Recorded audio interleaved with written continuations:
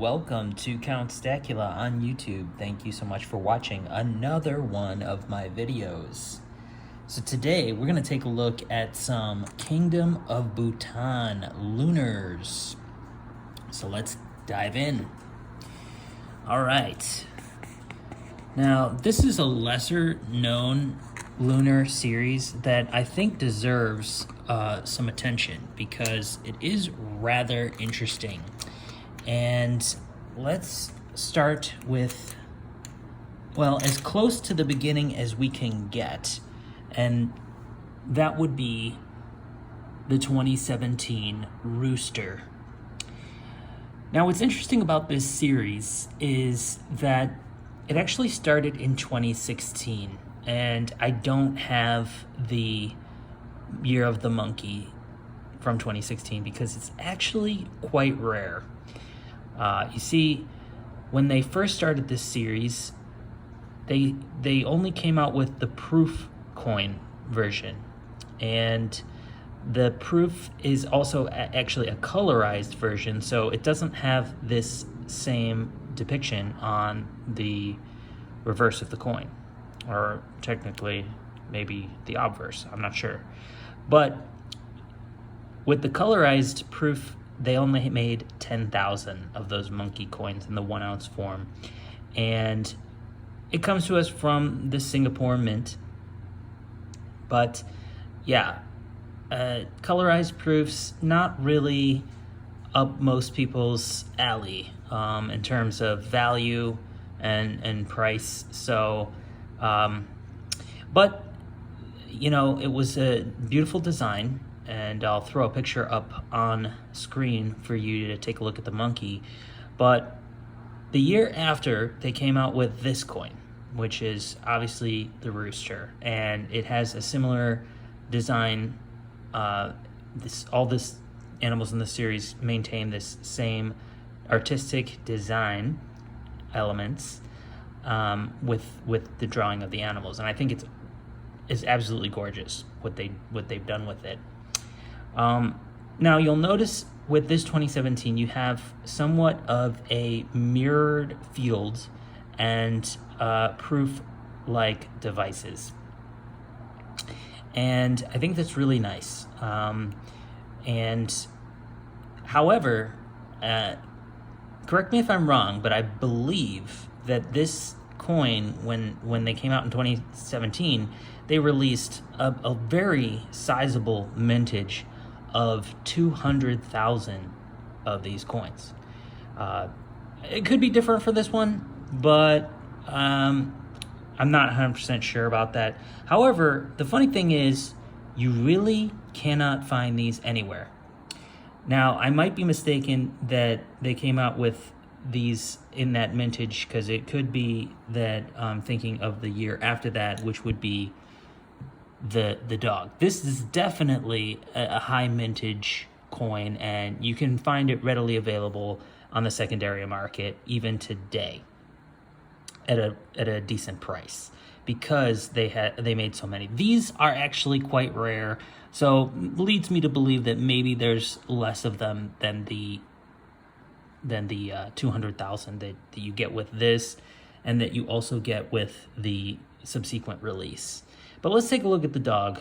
Again, we see these mirrored fields and proof-like devices, and we have the same reverse going on. Also, a very beautiful design with kind of like a double dragon amidst what looks like some sort of mandala or crown. Beautiful. Yeah, very cool. And I like dogs. Who doesn't like dogs, right?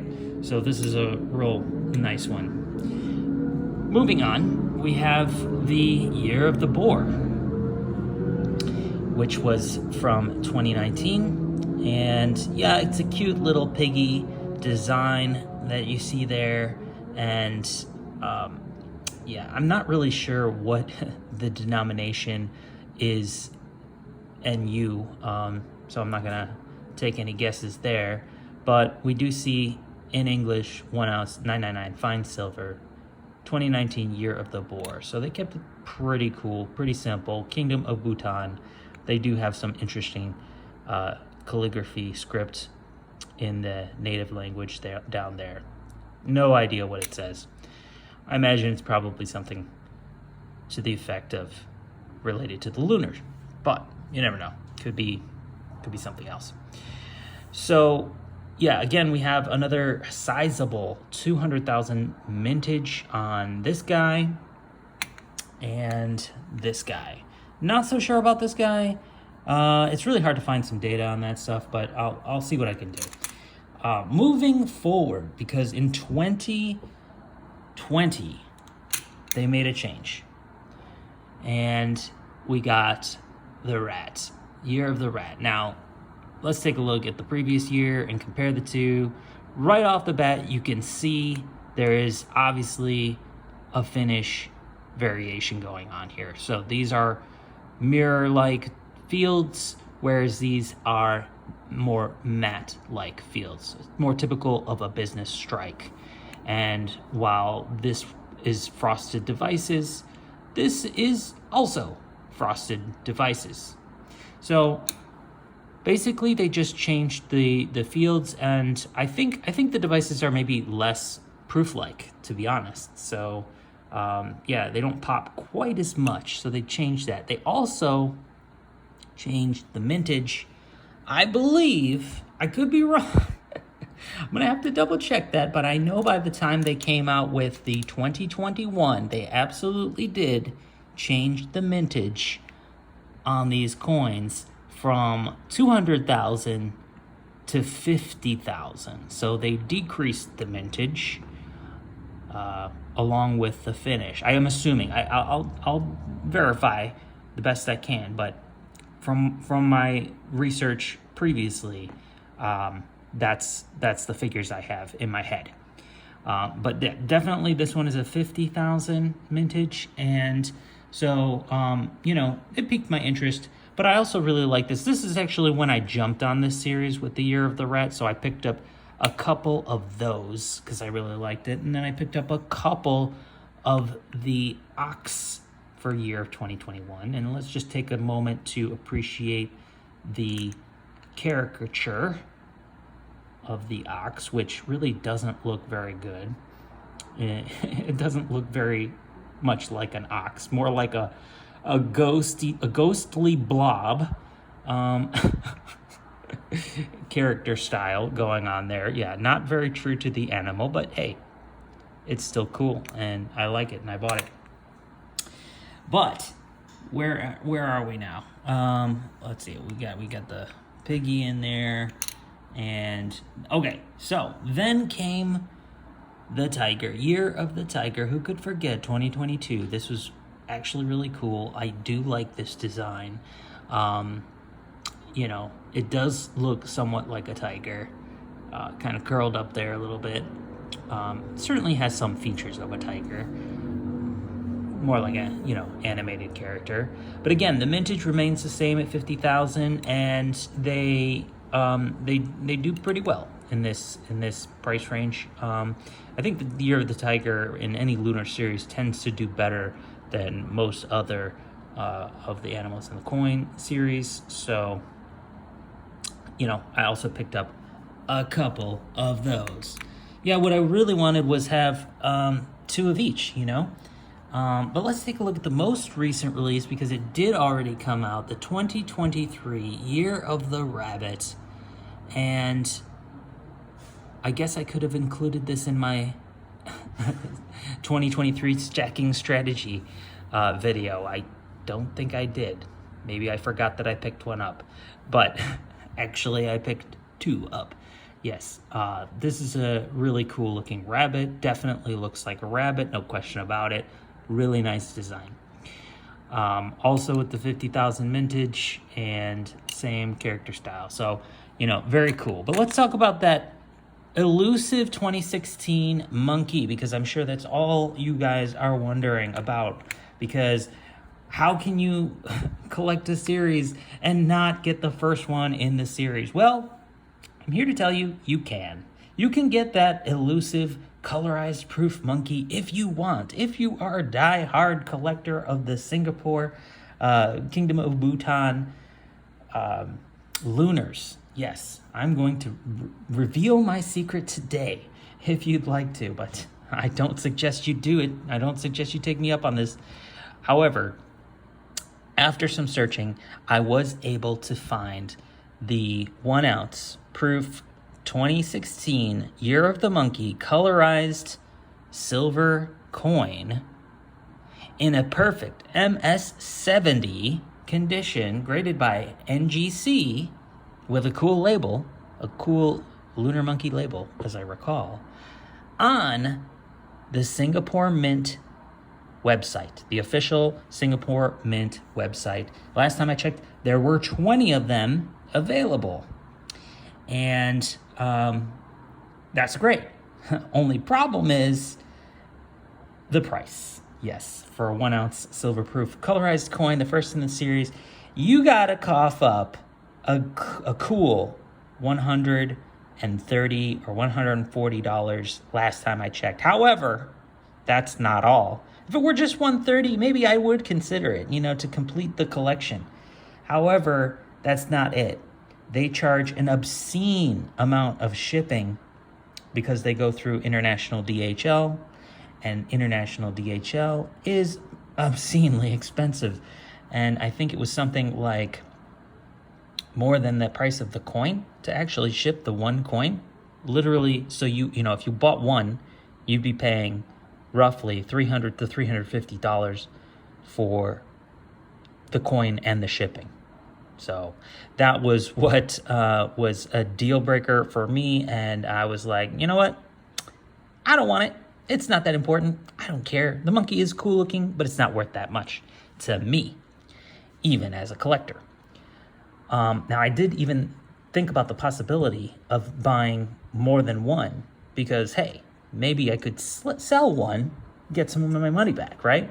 Well, if you do that, you will save because you only have to pay shipping once, but you're still going to pay an obscene amount of money. So to get two, you got to cough up $500 all in. And pretty much you can just add about $130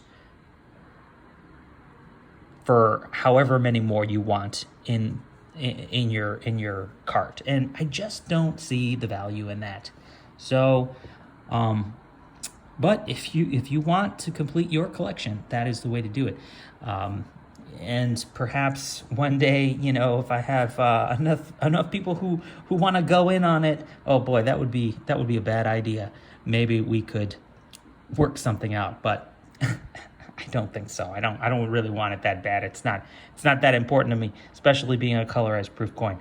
I typically stick to the tried and true business strike, cheap in and decent exit on that. Now, that is the Kingdom of Bhutan Lunar series thus far. Hope you have enjoyed this viewing. But that's not all. Today we are going to talk about some interesting experiment that I did recently.